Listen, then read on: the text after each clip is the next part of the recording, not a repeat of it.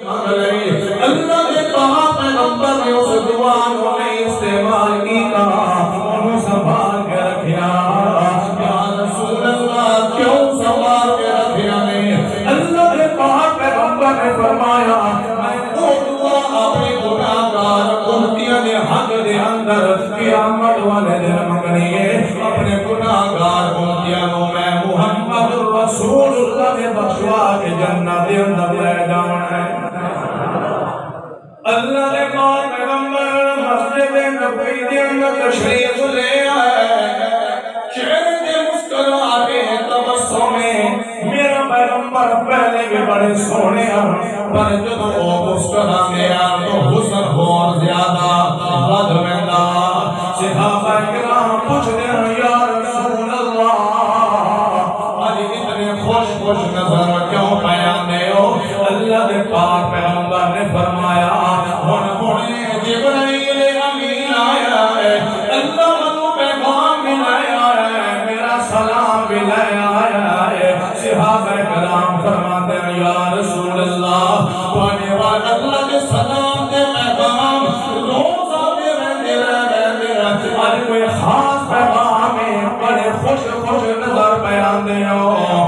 اللہ نے پاک پیغمبر نے فرمایا ہاں یار خاص پیغام آیا ہے، کہ پیغام آیا ہے۔ اللہ نے پاک پیغمبر نے فرمایا اللہ کریم نے میں کو اختیار دیتا ہے، دو چیزاں کی تو ایک چیز نو چون لے میرا پیغمبر، کیڑیاں دو چیزاں؟ پہلی چیز ہے کہ ادھی امت نو بغیر حساب و کتاب دے جنت کے اندر لے کے چلا جا۔ دوسری چیز میرا پیغمبر مقام محمود دے کھڑے ہو گے، میں اللہ دے سامنے شفاعت لب کھول لے، شفاعت کو پسند کر لے۔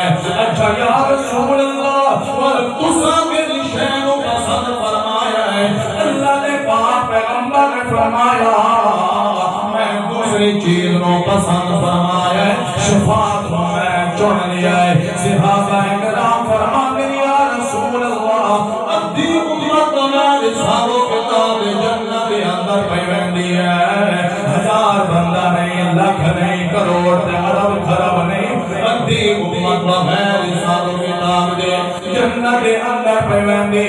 یا رسول اللہ پہلی شے چنگی نہیں، اللہ نے کہا پیغمبر نے فرمایا نہیں میرے صحابہ نہیں میں محمد رسول اللہ کو اللہ دی رحمت اتنی امید ہے، کل قیامت والے دن جدوں میں محمد پاک نے مقام محمود دے آمنا ہے، اللہ دے عرش دے پایا دی کرسی دا پایا پکڑ کے میں اللہ دے سامنے شفاعت واسطے اپنے گناہگار امتیاں دے حق دے اندر بولنا ہے۔